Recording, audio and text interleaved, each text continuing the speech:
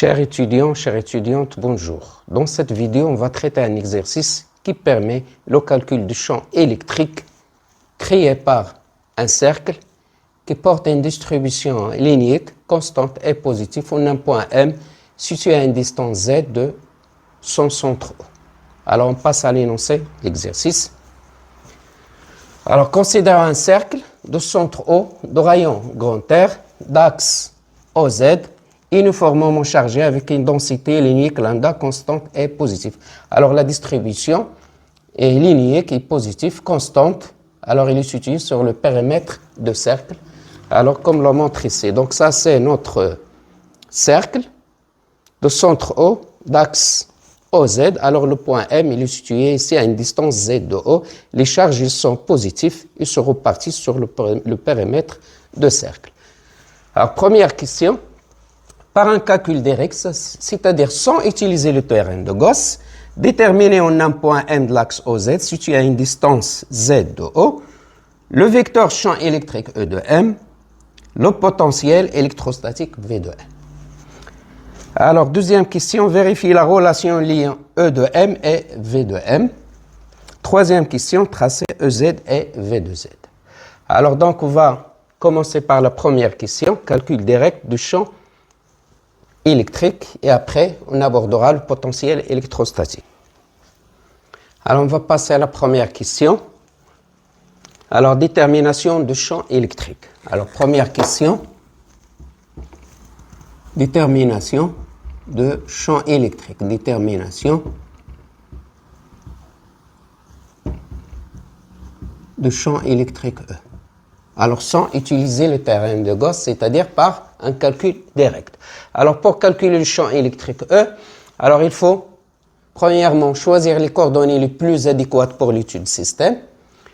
Alors, deuxièmement, il faut déterminer la dépendance du champ électrique vis-à-vis de ces variables et faire une étude d'invariance.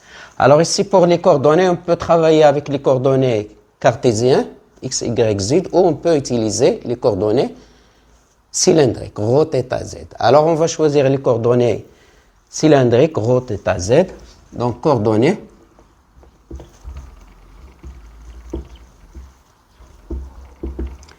c'est ρ, θ, z. Alors, de vecteurs de base, ρ, Eθ et Ez. Alors, donc ça, c'est le cercle. Alors, la distribution linéaire, donc, elle est sur le périmètre du cercle. Alors, donc, ça, c'est l'axe OZ. On va choisir ρ comme ça, et Eθ, c'est le vecteur entre. Donc, ça c'est ρ.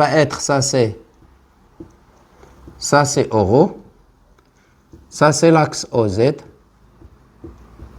Et ça, c'est le vecteur Eθ.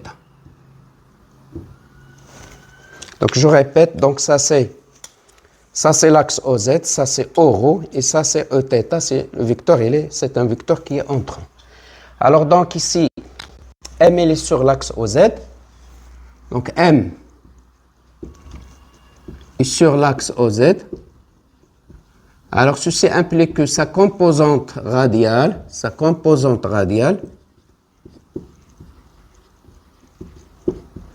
est nulle. Radiale, ça veut dire ρ est nul. Sa composante radiale égale à 0, ça veut dire que ρ tend vers 0, égale à 0. Alors, du fait que M, il est sur l'axe OZ. Alors, vous connaissez ces coordonnées cylindriques. Ça, c'est X, Y et Z. Si vous avez le point M, il est ici. Je fais la projection dans le plan X, Y. M, il est ici, par exemple. Alors, la projection, donc ça va donner. Ça, c'est ρ. Et ça, c'est θ. Donc, de même ici, ça, c'est ρ. Okay? C'est M, il est dans l'espace. Alors, par contre, c'est M. Plus je m'approche de l'axe OZ, ici, plus ρ, ça diminue. Si je suis ici, ρ ici, etc., sur c'est M, il est ici, ça veut dire que ρ, ça tend vers 0. C'est ce cas ici.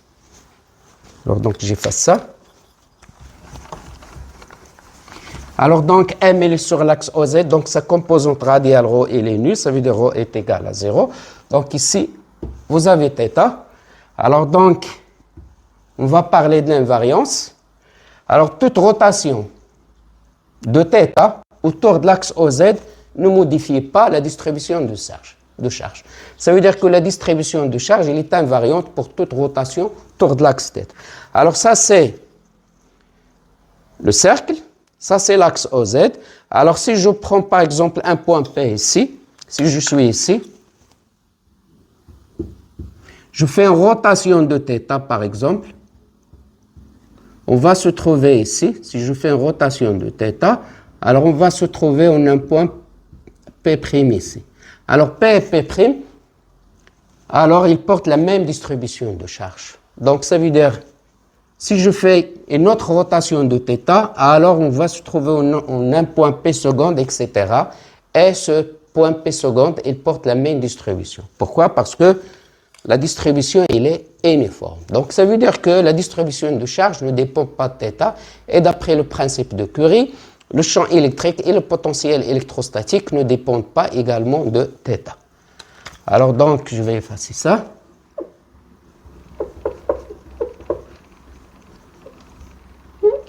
Alors donc, ce qu'on va écrire que c'est la distribution de charge. La distribution de charge est invariante. Ça veut dire ne change pas, est invariante pour toute rotation de θ, pour toute rotation de θ autour de l'axe OZ. Alors, d'après le principe de Curie, donc ça veut dire que la distribution de charge, alors ne dépend pas de θ.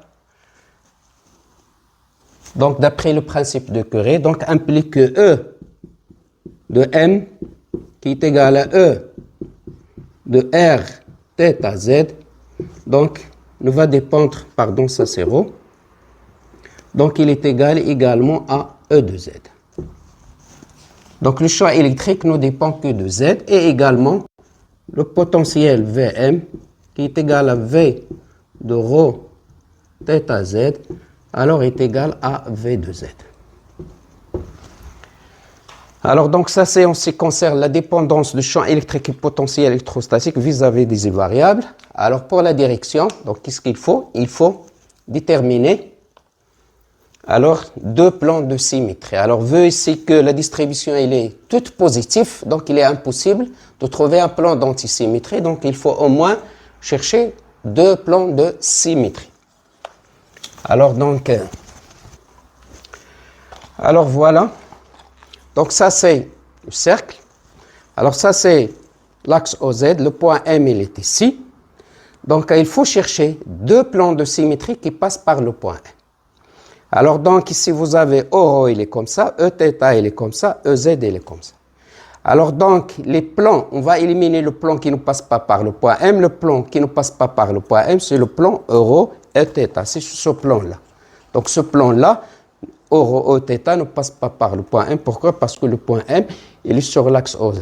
Donc les deux autres plans qui restent, c'est le plan, regardez, ça c'est ρ Ez. Donc ρ Ez, on va voir est-ce que ce plan c'est un plan de symétrie ou non. Alors pour ce faire, il faut choisir deux points P et P' qui sont symétriques par rapport à ce plan. Alors donc choisissez deux points, je vais choisir P ici et P' ici, et voilà, ils sont symétriques. Et on va voir est-ce que ces points P et P' ils portent la même distribution de charge. Oui, alors P et P' ils portent la même distribution de charge. Donc ça, le plan ρ Ez, c'est un plan de symétrie de la distribution de charge. Donc le champ électrique, il appartient à ce plan-là. Alors deuxième plan, qui passe également par le point M, c'est ce plan-là. Ça, c'est le plan Eθ et Ez. Alors, on va vérifier est-ce que ça, c'est un plan de symétrie de la distribution de charge. Oui. Alors, qu'est-ce qu'il faut? Il faut choisir deux points P et P' qui sont symétriques par rapport à ce plan et voir est-ce que c'est P et P', ils portent la même distribution de charge. Alors, je vais prendre P et C, P' ici. Voilà. P et P', vous avez des charges positives sur tout le périmètre du cercle. Donc, P et P', ils portent la même distribution de charge. Donc, le plan Eθ, Ez, c'est un plan de symétrie de la distribution de charge. Par définition, le champ électrique, il appartient à ce plan-là. Alors, on va écrire ça. Alors, donc, P1 qui est égal à M euro EZ et P2 qui est égal à M Eθ EZ, alors sont deux plans de symétrie de la distribution de charge, deux plans de symétrie de la distribution de charge qui passe par le point 1.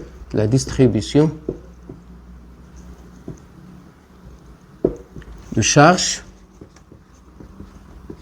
donc par définition, alors ceci implique que E, il appartient au plan P1 et E, il appartient au plan P2. Alors E, il appartient au plan P1, ça veut dire que la composante de champ Eθ égale à 0. E, il appartient au plan P2, ça veut dire que la composante suivant euro égale à 0. La seule composante reste ici selon EZ. EZ, ça représente, c'est l'intersection de ces deux plans. Donc ceci implique que E, alors il appartient à P1 inter P2, c'est-à-dire que EM, alors il est égal, d'après l'étude de l'invariance, c'est EZ, alors multiplié fois E de Z, ça veut dire fois EZ. Donc le champ, il est porté par E de Z. Alors donc, une fois qu'on a déterminé la dépendance du champ électrique et sa direction, on peut déterminer le module du champ électrique. Alors ici, vous avez une distribution qui est continue, donc sans utiliser le théorème de Gauss, il faut choisir un élément de longueur ici, et cet élément de longueur, il va créer au point M un champ électrique. Alors, c'est ce qu'on va faire. On va prendre, par exemple, ici un élément de longueur dl, alors situé. Alors ça va être cet état, pardon ici l'électrique, donc ça va être, ça c'est dθ. Ça c'est dθ et ça c'est dl. Et dl est égal à R fois dθ. L'arc de cercle est égal à l'horizon fois l'angle. Alors donc cet élément dl, il va créer en M un champ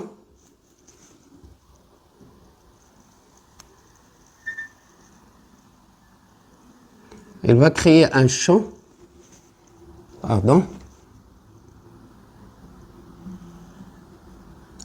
dE. Voilà. Alors donc, soit dl, un élément de longueur, de la sphère circulaire, de la longueur de cercle, de charge. Alors la charge, c'est de charge dQ qui est égal à lambda fois dl. Alors donc soit dl un élément de longueur de cercle de charge situé au point P. Alors ça c'est le point P. Alors situé au point P, alors il va créer en M, le champ élémentaire, le champ électrique élémentaire,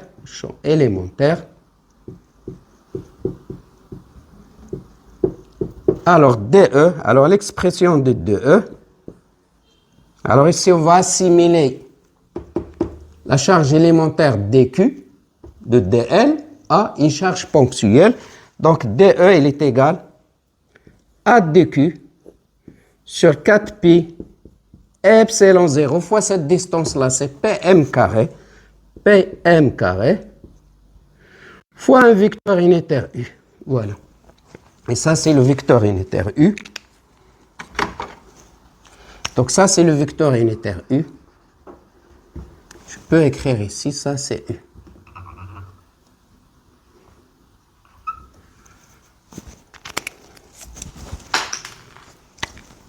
Donc ça, c'est le vecteur unitaire U. Alors, DQC, donc c'est lambda DL sur 4pi epsilon 0 Pm carré fois le vecteur unitaire U. Alors, l'expression du U, on va choisir ici un angle alpha. OK. Alors, donc, ça, c'est fois le vecteur unitaire U. Or, qu'est-ce qu'on a dit? Que l'étude de symétrie a montré que le champ, il est porté par l'axe OZ. Donc, ce qu'on va écrire que... Alors, or, l'étude de symétrie a montré que le champ électrique, il est porté par l'axe OZ. Donc, ça veut dire qu'il faut faire la projection. Donc, le champ, il est porté ici, ça c'est D de EZ. Ça c'est D de EZ. Donc, ça implique que D de EZ égale à DE produit scalaire, le vecteur EZ. Alors ça, donc DE scalaire D de EZ, c'est le modèle de DE fois EZ qui est égal à 1 fois cosinus de alpha. Ou bien directement, vous pouvez calculer ici cos alpha, vous pouvez mettre cos alpha égale à DEZ sur DE et vous déduisez implique que DEZ égale à DE fois cos alpha. Alors donc on va remplacer DE, donc ceci implique que D de E de Z égale à DE c'est lambda DL sur 4pi epsilon 0, alors Pm carré fois cos alpha. Alors ici Pm carré c'est Z carré plus R carré. Donc voilà, vous avez ça c'est P, ça c'est O et ça c'est M. Donc ça c'est alpha. Alors donc Pm carré ici c'est Pm, on va appliquer le théorème de Pythagore. Pm carré est égal, ça c'est Z, OM et ça c'est R.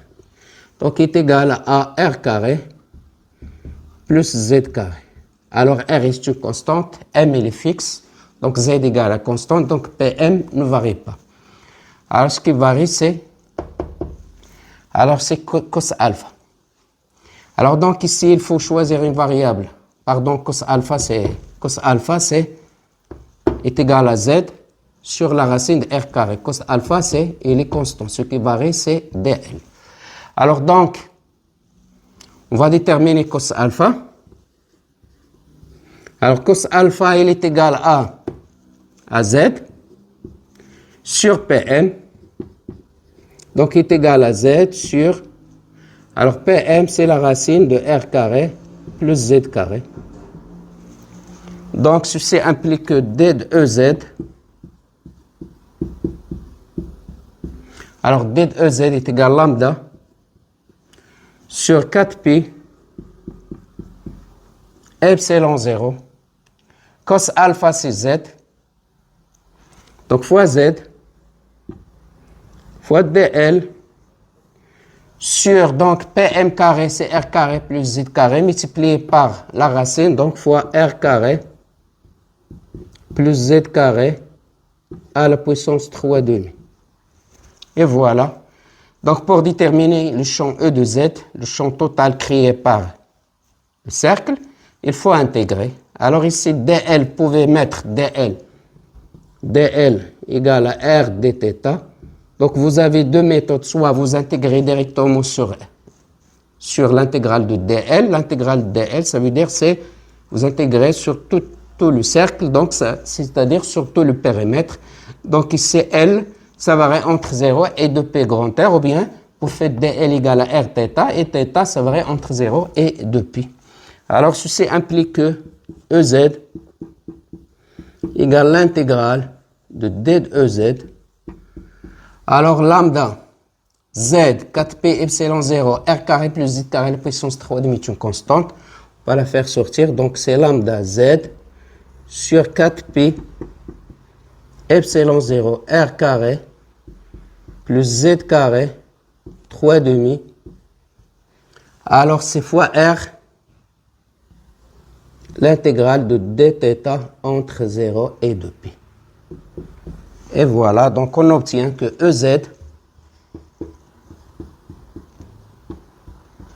égale lambda, donc ça donne 2π, 2π sur 2π, donc c'est lambda RZ sur 2 epsilon 0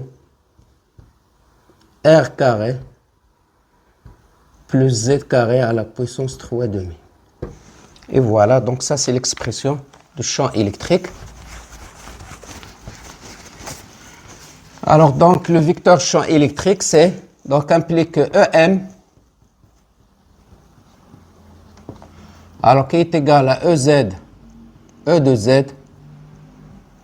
Alors il est égal, donc c'est lambda RZ sur 2 epsilon 0 R carré plus Z carré à la puissance 3 demi multiplié par E de Z.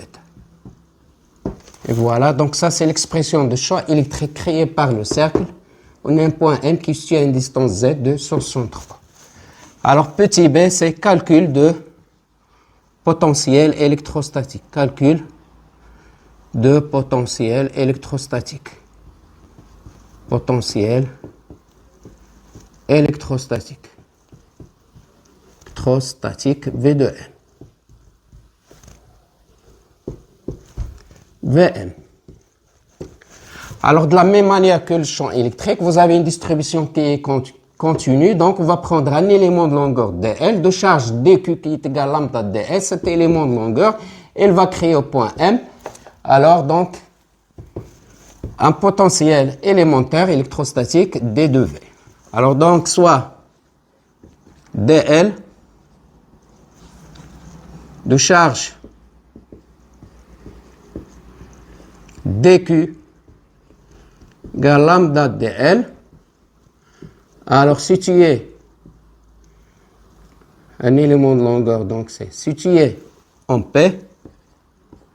Alors, crée le champ, le potentiel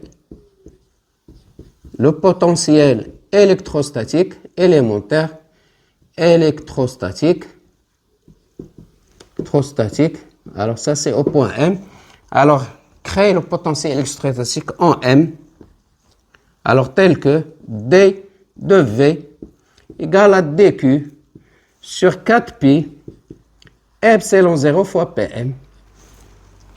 Donc, DQ sur 4pi epsilon 0 fois la distance PM. Donc, DQ, c'est lambda DL sur 4pi epsilon 0. PM, c'est... Alors, PM, c'est la racine de R carré plus Z carré. Alors, donc, V implique que V égale l'intégrale de dV. Alors, lambda sur 4pi epsilon 0, la racine de R carré plus Z carré est constante, car M il est fixe, donc Z constante. R c'est le rayon constant, 4pi epsilon 0 c'est constante, lambda c'est constante et positif. Donc, on doit faire sortir cette quantité-là de l'intégrale. Donc, c'est égal à lambda sur 4pi epsilon 0, la racine de R carré plus Z carré, l'intégrale de dl. Alors, cette fois-ci, on va intégrer directement de 0 à 2πr. Donc, 2πr, ça représente, c'est le périmètre du cercle. Finalement, donc, implique que V de M, qui est égal à V de Z. Alors, il est égal, donc, c'est 2πr. Alors, on va simplifier par 2p, donc, ça, c'est égal à lambda fois R sur, alors, 2p, ça reste ici, c'est 2 epsilon 0, la racine de r carré plus z carré. Et voilà, donc ça c'est l'expression de potentiel électrostatique créée par le cercle en un point M qui se situe à une distance Z de son centre O. On va passer à la deuxième question, c'est vérifier la relation qui lie le champ électrostatique avec le potentiel électrostatique. Alors donc troisièmement, ou bien c'est deuxième.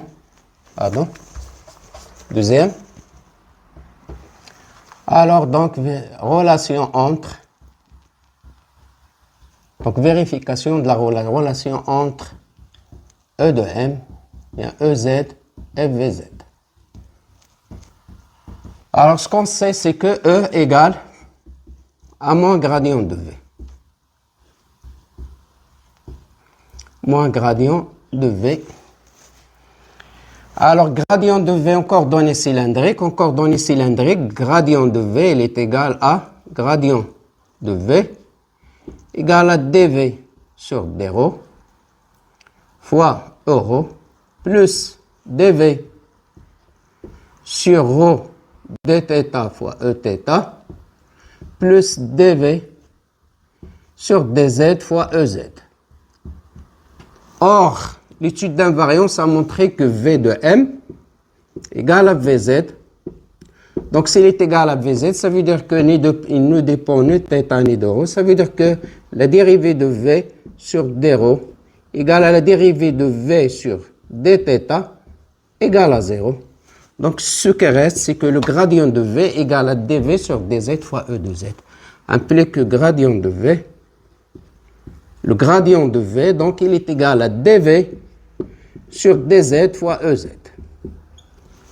Donc, implique que le champ E, EM, qui est égal à EZ fois EZ, donc il est égal à moins dV sur dz fois EZ. Or ici, le potentiel ne dépend que d'une seule variable, donc je peux remplacer cette dérivée par la dérivée droite, donc c'est moins dV sur dz fois EZ. Donc ceci implique que EZ égale à moins dérivée de V sur dz. Donc il faut vérifier cette relation-là.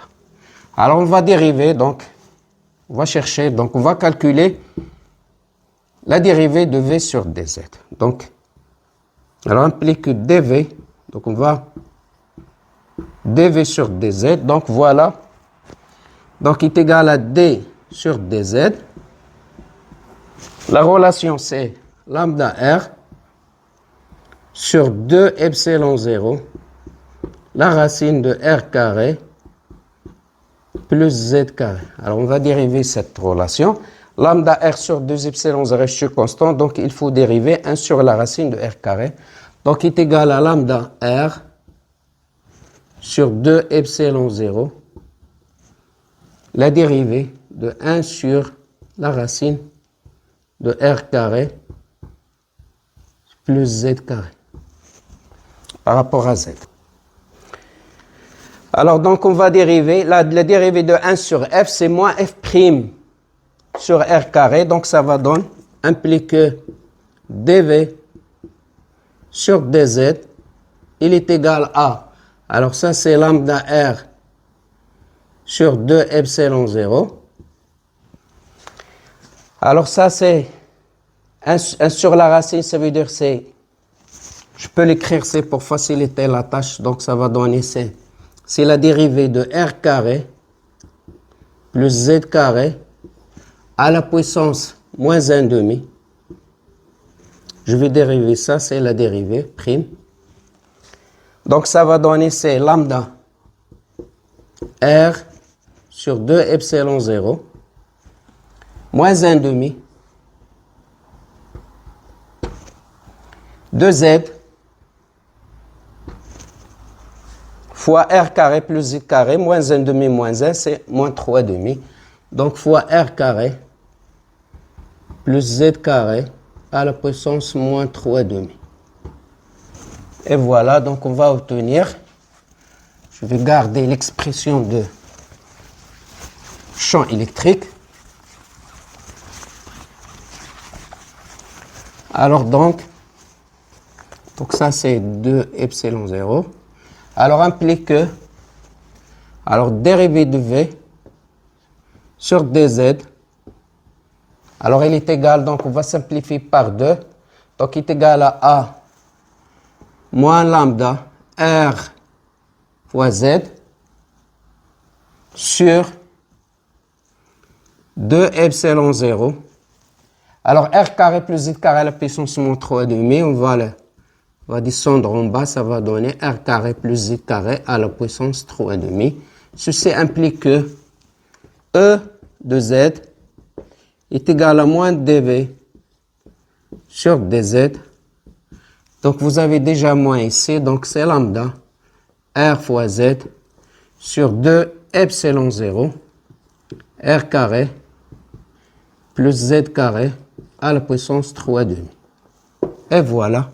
Donc la relation, elle est bien vérifiée. E de Z, on aura même expression lambda RZ 2 epsilon 0 R carré plus Z carré à la puissance 3,5. Alors on va passer à la troisième question.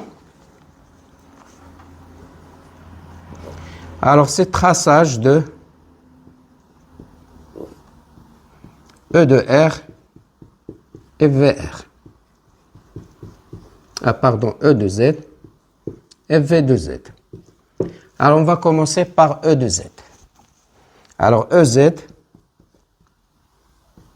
il est égal à, c'est lambda R fois Z sur 2 epsilon 0 R carré plus Z carré à la puissance 3,5. Alors, premièrement, il faut définir le domaine de définition ici, c'est de moins l'infini à plus l'infini. Or, ici, la fonction E de Z, c'est une fonction qui est impaire, donc on a E de moins Z, donc il est égal à moins E de Z. Implique que E de Z, donc il est symétrique par rapport à l'origine, et symétrique par rapport à l'origine. Par rapport à l'origine. À l'origine, point. Alors donc je fais ça, on va...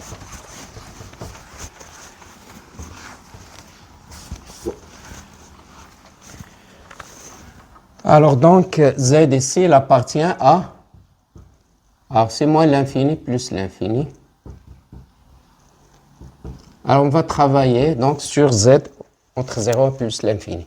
Alors on va chercher donc les limites E de Z lorsque Z tend vers, alors plus ou moins l'infini. Alors c'est Z tend vers plus ou moins l'infini. Alors pour les deux, alors ici vous avez Z. Alors ici le terme, l'exposant, le plus grand exposant, c'est Z carré 3,5, ça va vous donner Z3. Vous aurez Z sur Z3, ça va donner 1 sur Z carré.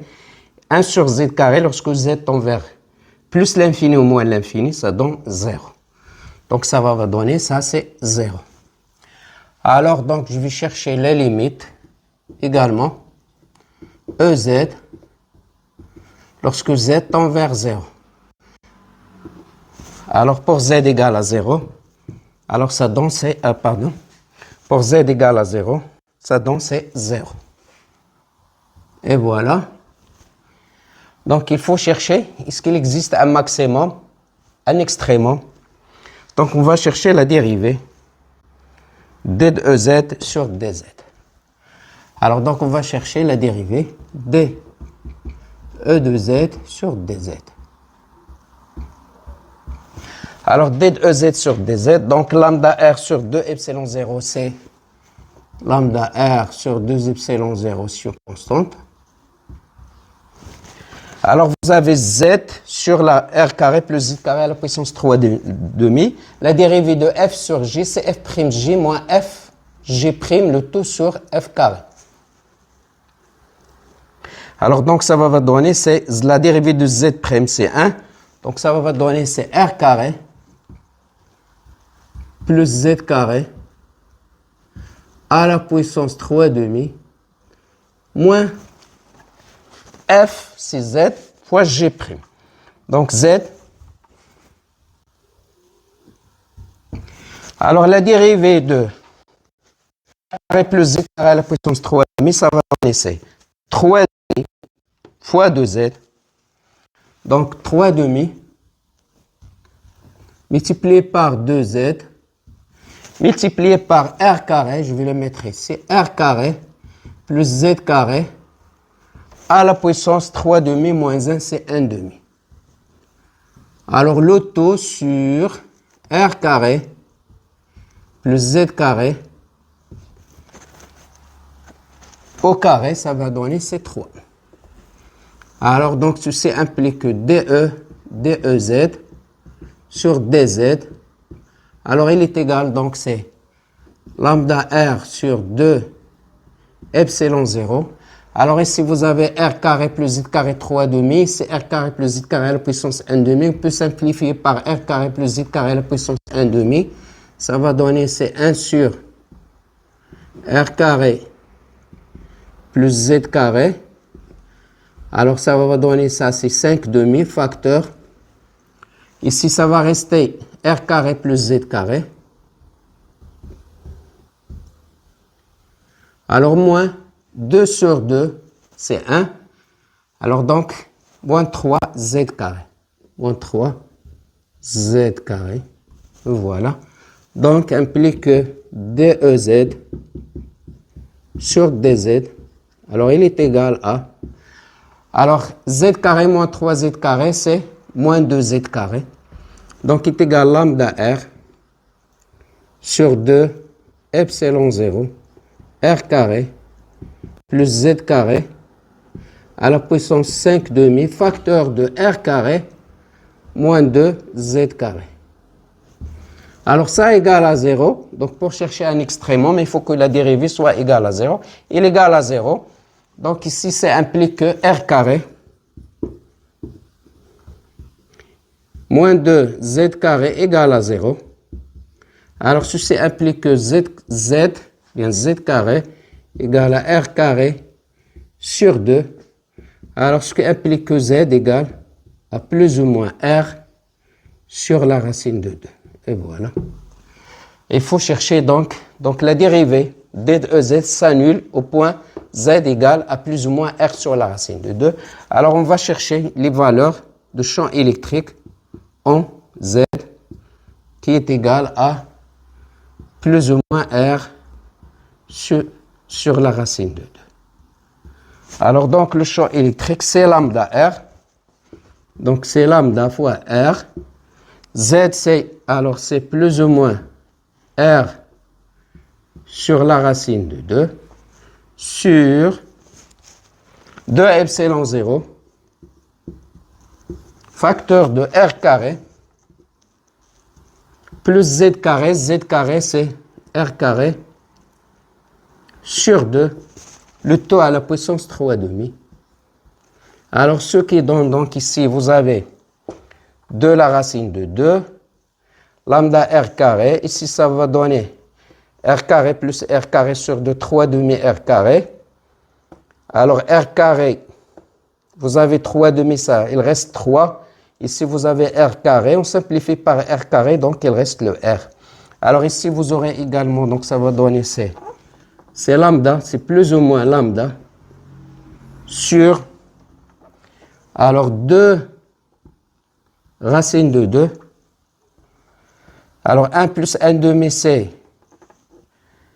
donc c'est fois 1 sur 2, 3 demi. OK? Alors, fois r. Alors, on simplifie ici. Alors, il reste, c'est le 3. 1, 3 demi. Donc, fois, pardon, donc multiplié par 3, la racine de 3. Donc ça, il est égal, donc implique que E de Z qui est égal à plus ou moins R sur la racine de 2, il est égal à plus ou moins lambda. Ça, on va simplifier, ça c'est 1, 3, la racine de 3. Alors, on a oublié epsilon 0 ici. 3 la racine de 3, epsilon 0 fois R. Et voilà. Donc, on va essayer de faire un tableau.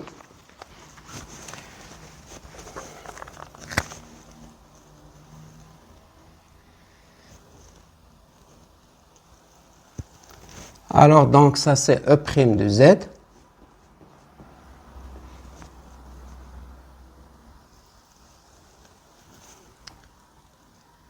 Alors, ça, c'est EZ. Alors, vous avez moins l'infini. Alors, moins R sur la racine de 2. Vous avez le 0. Vous avez R sur la racine de 2 et vous avez plus l'infini. Alors, on peut travailler uniquement sur 0 plus l'infini. Après, on a le champ électrique, il est impair, donc il est symétrique par rapport à l'origine. Mais alors, on va tout faire. Alors, donc, ici, c'est E' de Z, il s'annule. E' de Z, il s'annule ici, c'est... Donc, ça, c'est 0. Et s'annule ici, ça, c'est 0. Alors, donc, on va déterminer le signe de E' de Z. Alors, entre 0 et R sur la racine de 2, comme vous voyez ici, entre 0 et R sur la racine de 2, alors cette expression, comment elle est positive. Et lorsque R supérieur à grand R sur la racine de 2, donc ça c'est, si vous faites n'importe quelle valeur, vous allez trouver que cette quantité c'est négatif, donc ça c'est négatif. Alors de même, entre 0 et moins R, donc ça c'est plus, il est symétrique par rapport à O, donc ça c'est moins. Alors E de Z, limite E de Z lorsque Z tend vers moins l'infini, c'est 0. Alors la valeur de moins R sur la racine de 2, donc ça c'est déjà calculé, c'est lambda. Donc c'est moins lambda sur 3, la racine de 3, epsilon 0 fois R. Alors E de Z au point R sur la racine. Alors ça c'est... Alors pardon, ça c'est pas ici. Alors on a dit E de Z en 0. C'est 0, ça c'est 0. Alors E de Z moins R sur la racine de 2, c'est moins lambda sur 3, la racine de 3, epsilon 0 fois R.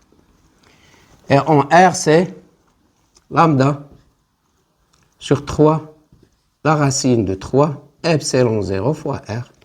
Et la limite de E de Z lorsque Z tend vers plus l'infini, c'est 0. Donc vous aurez ici, c'est la fonction. Il va décroître d'ici. Alors ici, c'est, il va augmenter. La fonction, elle est croissante et ça va diminuer. Alors, on va tracer. Donc voilà.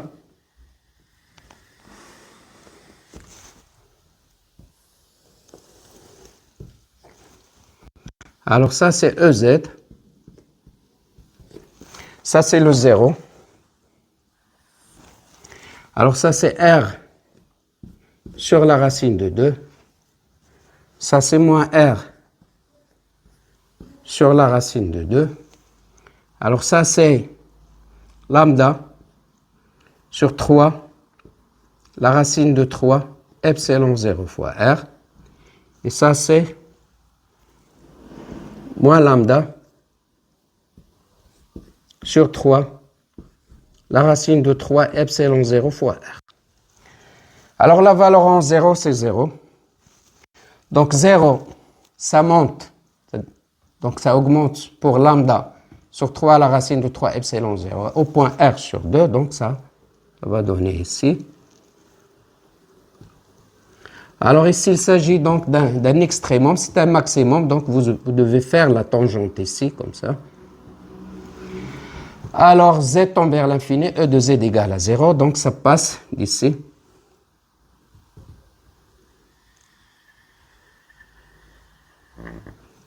Et voilà. Je peux mettre ça comme ça. Vers 0. Alors donc également, alors vous avez ici un minimum. Donc on a déjà montré que e de z c'est une fonction qui est impaire, donc il est symétrique par rapport à l'origine, ou bien vous pouvez suivre le tableau. Donc ça diminue de 0, ici. Voilà.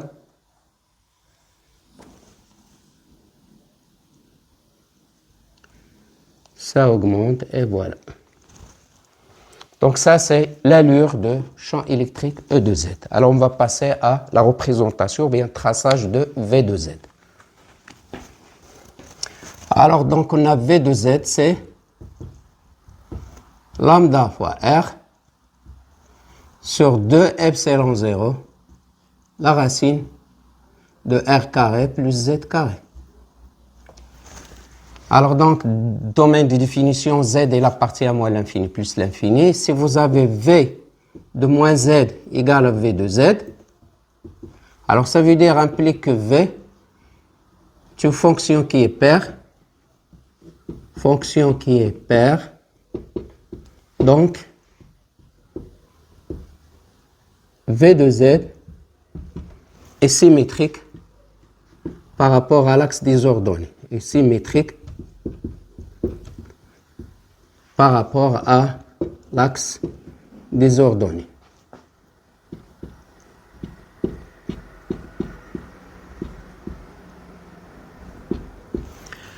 Alors donc, on va chercher les limites.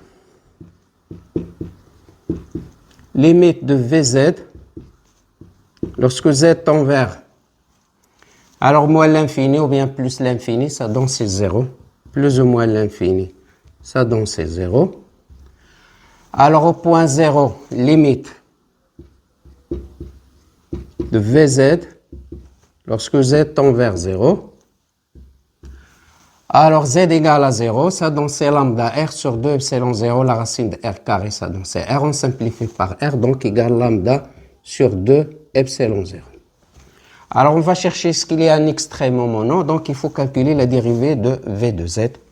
Alors donc d Vz sur dz, il est égal à, donc ça c'est lambda R sur 2 epsilon 0, c'est une constante.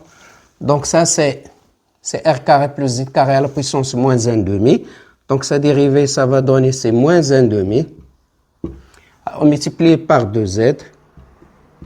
Alors multiplié par R carré plus Z carré à la puissance de moins 3,5. Donc ça, il est égal à lambda. Donc c'est moins lambda R Z sur 2 epsilon 0 fois R carré plus Z carré à la puissance 3,5. Alors, il est égal à 0 implique que Z égale à 0. Donc, Z égale à 0, c'est un extrémum. Donc, implique qu'on va chercher donc V de Z qui est égal à 0. Donc, c'est lambda sur 2 epsilon 0. Donc, ça, c'est un maximum. Alors, donc, on va passer à la représentation. Donc, je vais passer ici. Alors, donc, je peux faire le tableau, c'est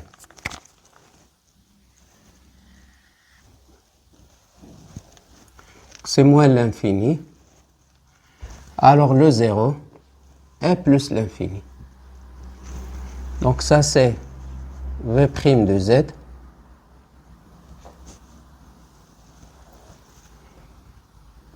Ça, c'est V de Z. Alors donc, alors ça annule ici au point 0. V' de z égale à 0. Alors donc, entre 0 et plus l'infini, qu'est-ce qu'on a? La dérivée de v de z, c'est, elle est négative. Donc ici, c'est négatif. Alors ici, ça va être, c'est positif.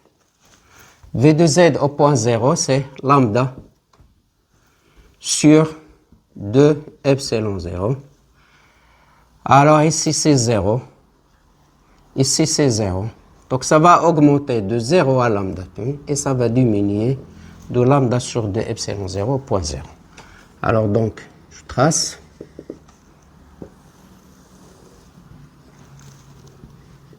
Donc ça, c'est Vz.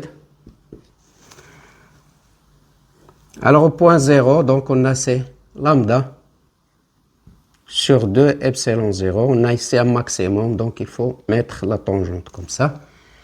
Alors ici, c'est, donc ça va donner c'est ici. Donc ça va aller de 0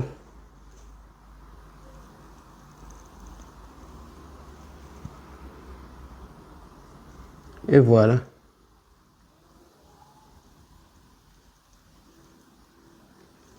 Donc ça, c'est la valeur, c'est lambda sur 2 epsilon 0.